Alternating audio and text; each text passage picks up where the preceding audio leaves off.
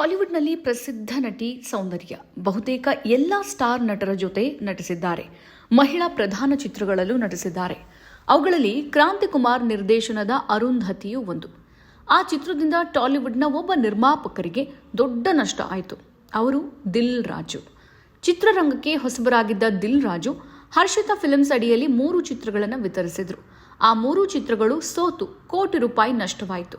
90ರ ದಶಕದಲ್ಲಿ ಕೋಟಿ ರೂಪಾಯಿ ಅಂದರೆ ಸಣ್ಣ ಮೊತ್ತವಲ್ಲ. ಅರುಂಧತಿ ಚಿತ್ರವನ್ನ 35 ಲಕ್ಷಕ್ಕೆ ಕೊಂಡು ವಿತರಿಸಿದ್ರು. ಪ್ರಚಾರ, ಪೋಸ್ಟರ್ಗಳ ಖರ್ಚು ಕೂಡ ವಾಪಸ್ ಬರಲಿಲ್ಲ. 35 ಲಕ್ಷ ರೂಪಾಯಿ ನಷ್ಟವಾಯಿತು. ಈ ಮೊದಲೇ ಕೋಟಿ ರೂಪಾಯಿ ಸಾಲ ಇತ್ತು. ಇದರಿಂದ ದಿಲ್ ರಾಜು ಕುಟುಂಬದವರು ಸಿನಿಮಾ ಬಿಟ್ಟು ಬೇರೆ ವ್ಯವಹಾರ ಮಾಡೋಕೆ ನಿರ್ಧರಿಸಿದ್ರು. ಆಟೋಮೊಬೈಲ್ ವ್ಯವಹಾರ ಮಾಡೋಕೆ ನಿರ್ಧರಿಸಿದ್ರು. ಆದರೆ ಕಾಸ್ಟ್ಯೂಮ್ ಕೃಷ್ಣರಾವ್ ಮೂಲಕ ಜಗಪತಿ ಬಾಬು ಅಭಿನಯದ ಪೆಳ್ಳಿ ಪಂಡಿರಿ ಚಿತ್ರ ಕೊಳ್ಳುವ ಅವಕಾಶ ದೊರೆಯಿತು. ಕುಟುಂಬದವರನ್ನ ಒಪ್ಪಿಸಿ 60 ಲಕ್ಷಕ್ಕೆ ಚಿತ್ರ ಕೊಂಡ್ರು. ಈ ಚಿತ್ರ ಗೆದ್ರೆ ಸರಿ, ಇಲ್ಲದೇ ಇದ್ರೆ ಇದೇ ಕೊನೆಯ ಚಿತ್ರ ಎಂದು ನಿರ್ಧರಿಸಿದ್ರು. 60 ಲಕ್ಷ ಹಣಕ್ಕಾಗಿ ದಿಲ್ ರಾಜು ಪರದಾಡಿದ್ರು.